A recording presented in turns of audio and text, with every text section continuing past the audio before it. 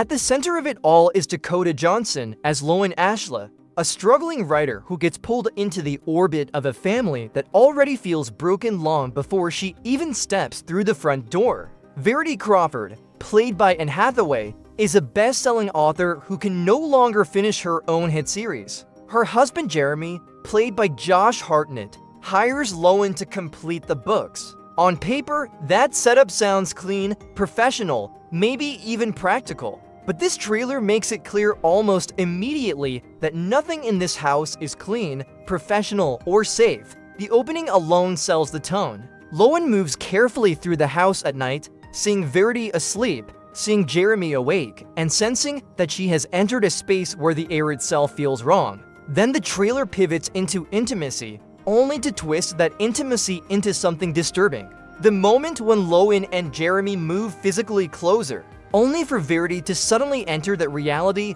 and bite Lowen hard enough to draw blood, is exactly the kind of image that tells me this movie wants to blur the line between fantasy, memory, fear, and psychological invasion. That is what makes Verity feel different from the other major Colleen Hoover adaptations. This is not being sold like a sweeping romance with emotional complications. It is being sold like a nightmare built out of desire and suspicion. And honestly, that shift may be exactly what makes this adaptation the most interesting of the bunch. Hoover's name brings a huge built-in audience, but Verity appears to have the added advantage of a darker tone that can reach beyond that core fan base if the film really delivers. The trailer leans hard into Lowen's unraveling, and that is the smartest choice it could make. The story only works if we feel like we are losing our footing with her.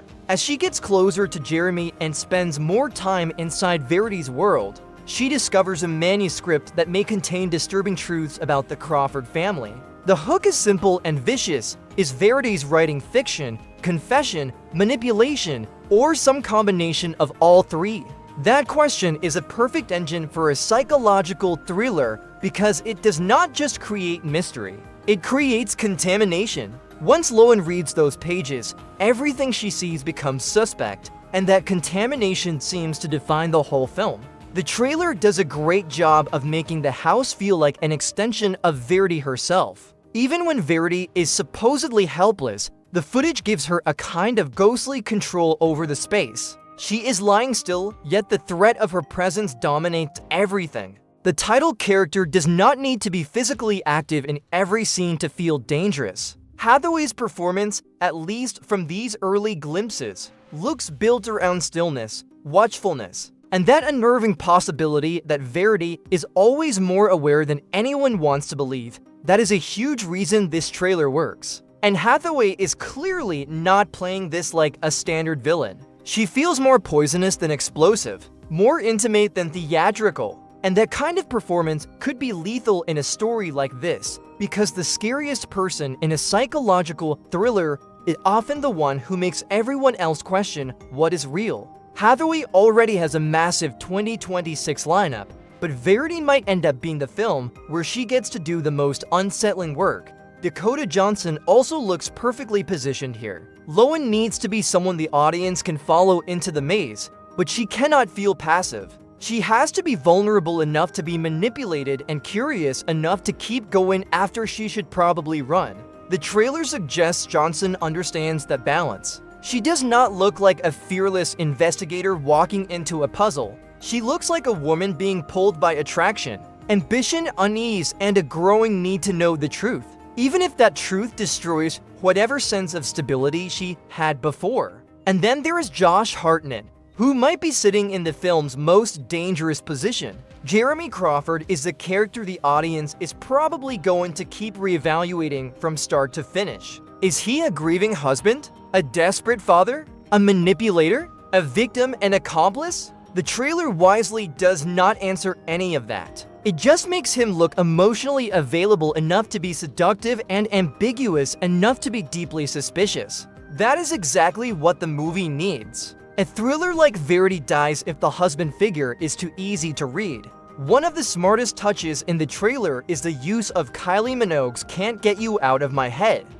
That choice is almost too perfect. It turns the whole preview into something seductive and unstable at the same time. The song does not just score the footage. It becomes commentary. Verity is in Lowen's head. Jeremy is in Lowen's head. The manuscript is in Lowen's head. Obsession is in the air before the movie even starts explaining itself. A song choice like that can sometimes feel too on the nose, but here it fits because Verity looks like a story about invasive thought as much as physical danger. I also think Michael Showalter is a more interesting director for this material than some people may expect, because he is not the most obvious choice for a dark, erotic, psychological thriller.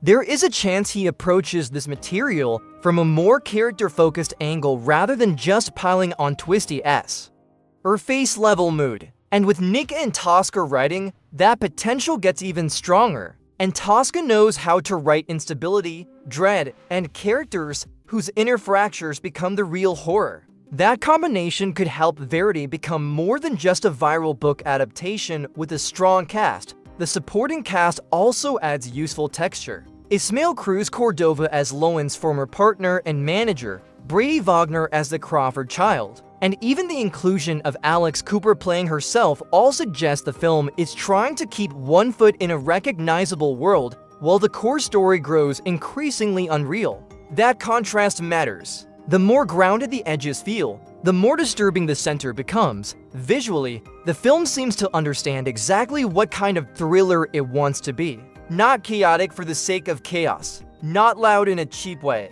It looks controlled, glossy, intimate, and wrong. That combination matters. A movie like this should feel attractive enough to pull you in and uncomfortable enough to make you regret getting closer. The trailer captures that beautifully. It is elegant, but it is also sickly, romantic but rotten, seductive but threatening. That is a very hard balance to hit, and based on this footage, Verity may actually know how to hit it. Bottom line, this trailer understood the assignment. It did not oversell the whole plot. It sold mood, danger, seduction, uncertainty, and the terrifying possibility that the person everyone thinks is powerless may actually be the one controlling the room.